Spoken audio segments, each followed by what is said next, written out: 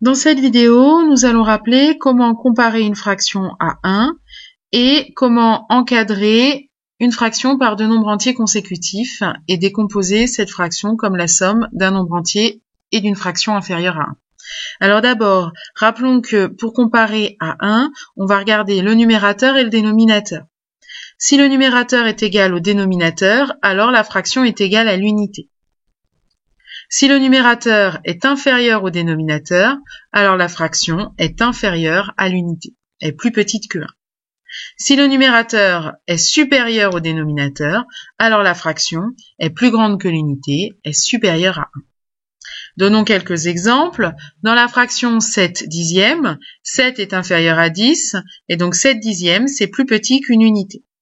11 onzièmes, numérateur et dénominateur sont tous les deux égaux à 11. 11 onzièmes, c'est égal à 1. Et 13 cinquièmes, 13 étant plus grand que 5, 13 cinquièmes est supérieur à 1. Alors, quand on a une fraction, deux possibilités. Soit on peut écrire cette fraction sous la forme d'un nombre entier. Le numérateur est alors un nombre qui figure dans la table de multiplication du dénominateur. Autrement dit, le numérateur est un multiple du dénominateur, ou encore le dénominateur est un diviseur du numérateur.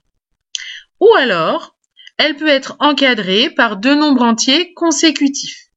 Elle peut alors s'écrire comme la somme d'un nombre entier et d'une fraction qui va être plus petite qu'une unité et qui va avoir le même dénominateur que la fraction de départ. Donnons quelques exemples pour expliquer cette règle. Prenons la fraction 20 quarts.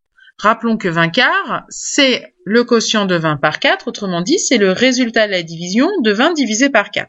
Or, combien de fois 4 dans 20? Exactement 5 fois. Donc 20 quarts, c'est égal à 5 unités. Maintenant, prenons la fraction 24 quarts. 24 quarts, c'est le résultat de la division de 24 par 4. Combien de fois 4 dans 24? Exactement 6 fois. Je prends maintenant une fraction qui est comprise entre 20 quarts et 24 quarts. Par exemple, 23 quarts. 23 quarts, 23, c'est compris entre 20 et 24. Donc, quand je divise 23 par 4, je n'ai pas comme résultat exactement un nombre entier. Je vais avoir un reste. Mais par contre, ce que je peux dire, c'est que 23 quarts, c'est compris entre 5 unités et entre 6 unités. Je vais donc pouvoir écrire cette fraction 23 quarts comme la somme d'un nombre entier et d'une fraction plus petite que 1. Combien de fois 4 dans 23? 5 fois, 5 unités entières. Et il me reste 3, mais il me reste 3 quarts d'unités. Donc je vais pouvoir écrire que 23 quarts, c'est égal à 5 unités plus 3 quarts.